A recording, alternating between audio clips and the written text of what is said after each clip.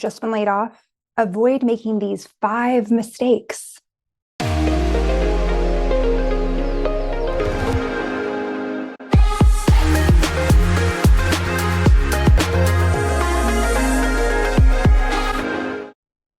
Welcome to Holistic Ambition, where we talk with visionary leaders who are redefining what it means to be ambitious.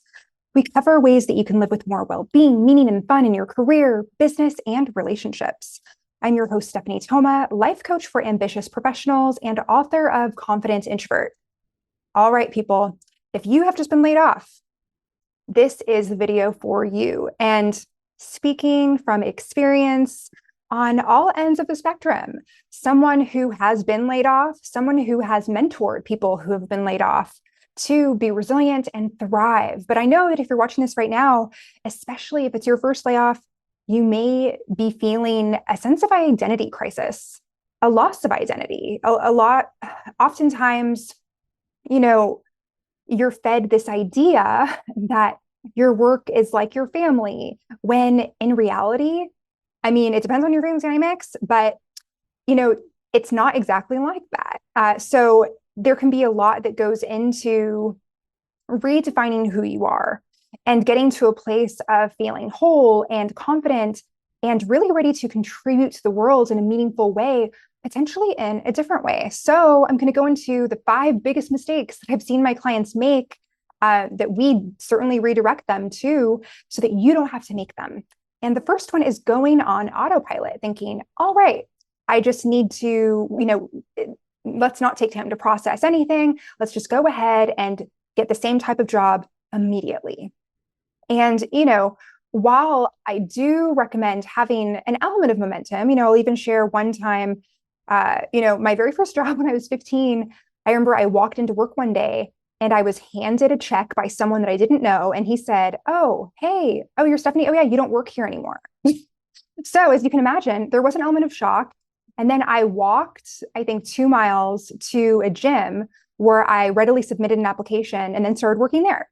So there are some instances where kind of going with the flow of things and being in a daze, but still taking action, maybe it can work. But oftentimes in the more adult life stages where there's an opportunity to really assess what you want to both give and receive out of your career experience. Do you really want to stay on this path? Maybe you want to consider a new title, a new role. Maybe there's a sort of pivot that you'd like to make. Maybe you're even interested in entrepreneurship or freelancing. And, I oftentimes help new entrepreneurs craft that next stage, right? Kind of your niche, what you want to stand for, getting comfortable with self-promotion. That is certainly something that you need to get used to and comfortable with when you embark upon creating your own thing. So, the second thing here is, let's say someone who gets laid off and does not create a routine. They're just kind of going day by day, maybe sleeping in all day, wearing pajamas all day. I actually think that sometimes it can be okay to wear PJs all day, but there are other things, that I recommend doing in terms of creating a routine. So getting up at the same time every day. And I would even say during weekends, this is something that really helps set your circadian rhythm and gives you a greater sense of energy during the day. And also allows your sleep quality to improve beyond what it probably was before. And then when it comes to what you do first thing in the morning, before you do anything, okay, maybe brush your teeth, do that sort of thing, but I want you to exercise. What that might look like is going on a walk around the block, okay? Anywhere from 20 to 30 minutes every day. And maybe you break a sweat, maybe you do high intensity intervals. There are so many great YouTube videos out there. So getting a really solid, let's say, workout from home setup, or you don't even need equipment really.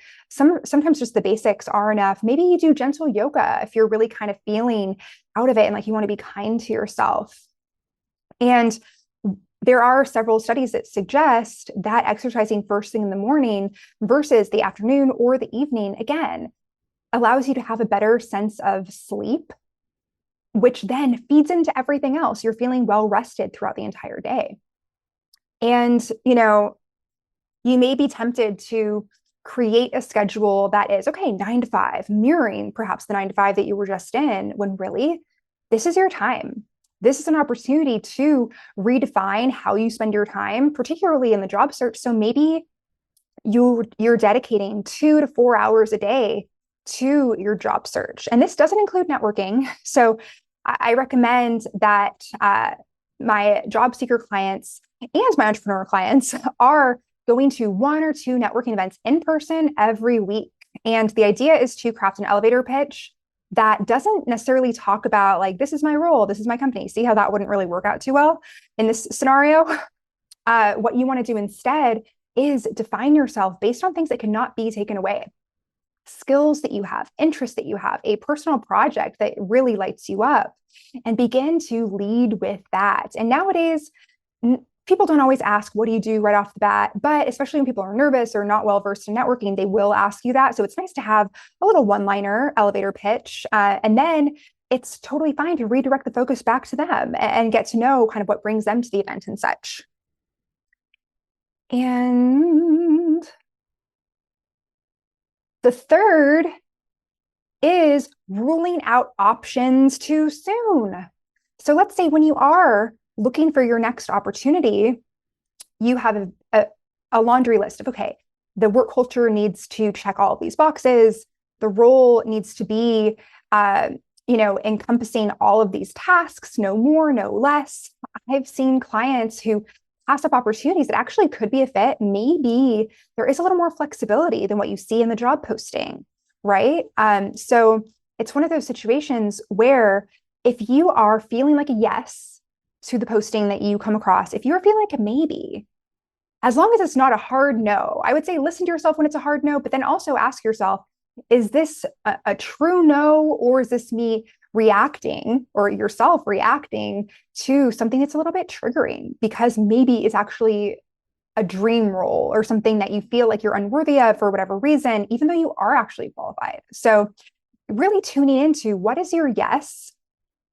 So maybe if you don't have that structure yet, go ahead and make a list of a dream role. I love to really encourage clients to go ahead and free write for 20 minutes, a perfect day in the life in your career. What is that like? And bonus points for writing it on paper, because again, studies show that writing something down makes it statistically more likely to actually happen. So I want you to achieve those goals, especially the ones that seem improbable. So go ahead and write down those dreams. And yes, so let's say that now you're open to the yeses, open to the maybes. The fourth mistake is hiding in shame.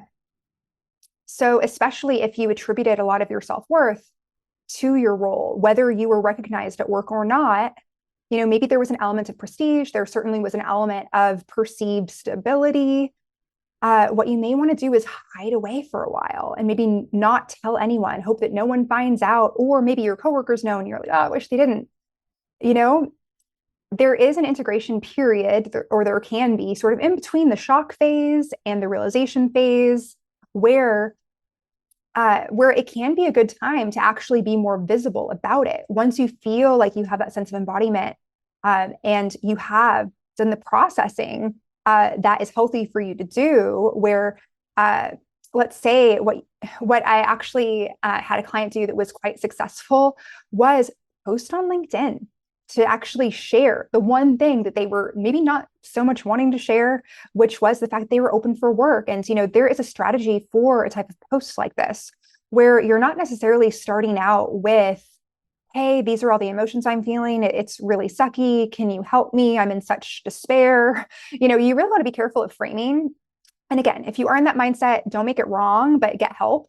Seriously, nothing wrong with getting help. There are resources. So therapy resources that you may want to consider include Open Path Collective. No matter where you are in the US, you can get an account there. Maybe if you do have a severance package, there can be some coverage there. So just go ahead and look into building out a healthy support team as you make this life transition. And again, when you feel like maybe at this point it's a little stretchy, but it's not pushing you over the edge, And what you want to do is frame it in, you want to have gratitude for the previous employer. And it's okay to express disappointment, but to not linger there and to say, even though I would have loved to stay and continue to grow there, I also acknowledge the opportunity to XYZ, and give a call to action at the end. Let people know what you're interested in, the type of people that you want to connect with. Another client and I are working on a podcast for herself. Isn't this kind of meta because you're listening to a podcast right now? So because she was thinking about interviewing people in a specific industry and just doing informational interviews. And I asked, well, have you considered perhaps getting permission, of course, and recording the interviews and making it into a podcast?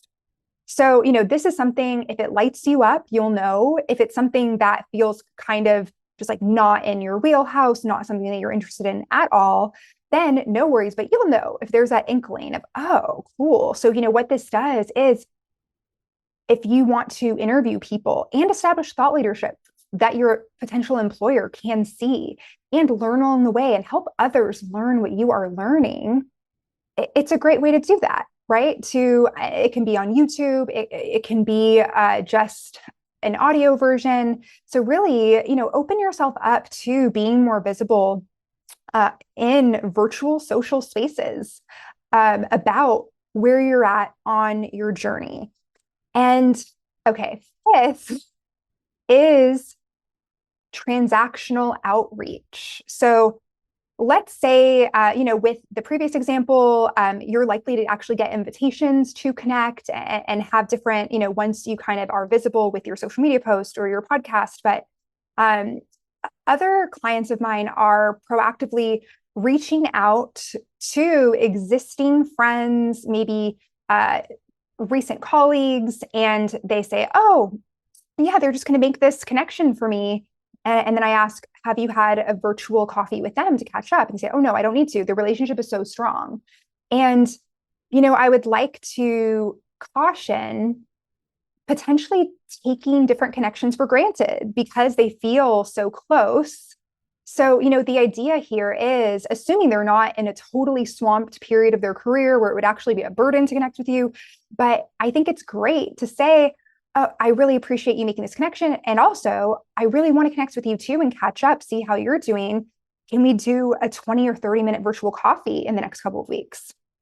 And then let's say they connect you with a recruiter or a hiring manager, and let's say that you have a conversation, then it's nice to circle back and say, hey, so-and-so, in a message, thank you so much for making that connection. I actually spoke with so-and-so today. And then just kind of leave it there. You don't need to update them every step of the way, but it is nice to let them know when their connection actually resulted in a point of contact being made. And, so there you have it. Those are the 5 main mistakes that I have witnessed in coaching over 100 people, specifically in job search strategy during this time. So, if you have any personal topics when it comes to redefining yourself in your career, I'd like you to go ahead and message me or comment or just let me know in some way what is interesting to you. And of course, go ahead and engage, like, subscribe, all of that good stuff so that more people can be helped by this content. Especially if you find this helpful, it's great to pay it forward in that way. And allow me to formally thank you for tuning in to Holistic Ambition. This is Stephanie Thoma saying goodbye for now and inviting you to take a moment to rate, review, and subscribe. Until next time.